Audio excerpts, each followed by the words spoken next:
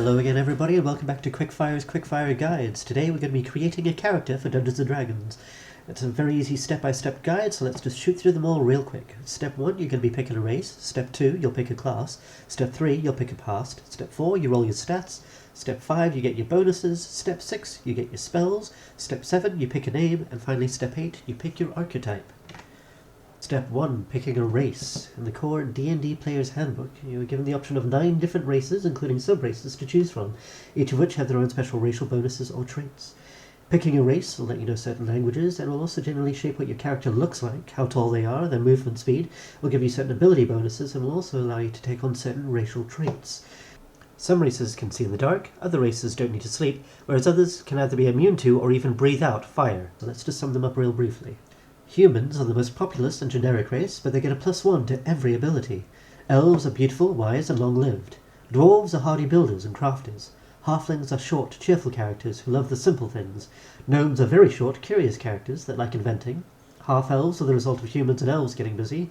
Half-orcs are the result of humans and orcs getting busy. And tieflings are the result of humans and demons getting busy. Dragonborn are the result of too much backstory, but are generally dragon-like humanoids that can breathe fire and Step 2, picking a class. Your class decides what you're skilled at, be it fighting, sneaking, or casting spells, and each class has their own special set of skills and proficiencies. Picking a class decides what skills and spells you have, your starting equipment, and your hit dice. Let's go through the classes very quickly that are provided in the Player's Handbook. Barbarians are good at smashing and raging. Bards are good at singing and stinging. Clerics are good at healing and praying. Druids are good for talking to trees and animals. Fighters are good at fighting. Monks are good at jumping around and punching things in the face. Paladins are good at being noble, arrogant, and smiting. Rangers are good at tracking and hunting, and they get pets too. Rogues are very good at sneaking and stabbing. Sorcerers are good at casting lots of spells. Wizards are good at learning lots of spells. Warlocks are good at Eldritch Blast, and as far as I can tell, nothing else. Step 3. Pick a past. Picking a background will help shape your character, tell us a little bit more of how they got here, and also decide their personalities. When you pick your background, you're given 2 skill proficiencies, often a tool proficiency, some languages, and some more starting equipment. A noble background, for example, will start you off with nicer clothes and a lot more money than a street urchin background. These backgrounds will also give you a table of suggestions for character personality traits, character ideals, bonds, and flaws. There are 12 suggested backgrounds in the Player's Handbook, but if you follow the backgrounds link below, there are literally hundreds of options to choose from. Step 4. Roll your abilities. Your 6 main abilities are Strength, how strong you can hit, Constitution, how well you can take a hit, Dexterity, how sneaky or fast you are on your feet, Intelligence, how quickly you can learn something, Wisdom, how much you already know, Charisma, how charming you can be. And they are decided by picking up 4 6-sided dice and rolling them out 6 times, ignoring the lowest die in each roll. And this method is called the 4d6 drop the lowest, and should give you an array of 6 values between 3 and 18. You then take these 6 numbers and put them into whichever ability you feel like. Remember that some classes need certain abilities more than others. Barbarians need strength, wizards need intelligence, and bards need their charisma. So try to put the stats where they'd be the most use. Bonus round. Here we work out bonuses, and it's not as tricky as you may think. When you play D&D, you roll a d20 and add your bonus. Like if you want to use a stealth roll, you roll a d20 and add your stealth bonus. So let's just work all those out right now. Your ability bonuses are simple. Take your ability score, minus 10, and divide it by 2. This way an ability of 18 is a bonus of 4, and an ability of 10 is a bonus of 0, while an ability of 3 would be a bonus of, well, minus 4.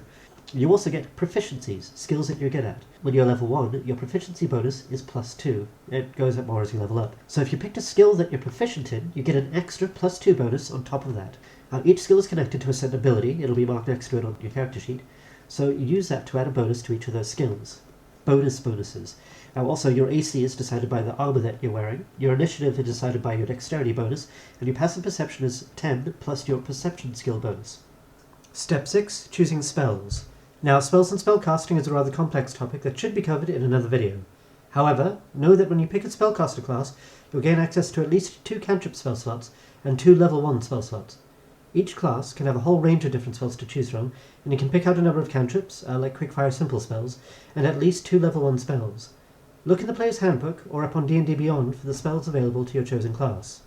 Next, pick a name. Names are normally connected to your race, but don't let that hinder you. You be who you want to be. Give yourself a nickname or a title if you wish. You can be human and call yourself Grognar the Chicken Slayer if you like. Make it fun, make it interesting, and make it you.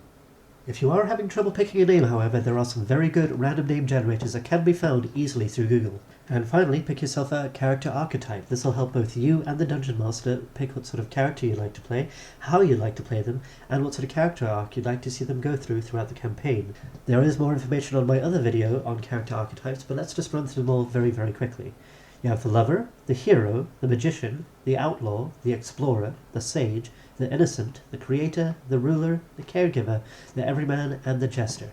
And there you have it. That's how you roll yourself a character for Dungeons & Dragons. Thank you very much for watching. Come again soon for another video on how to play Dungeons & Dragons.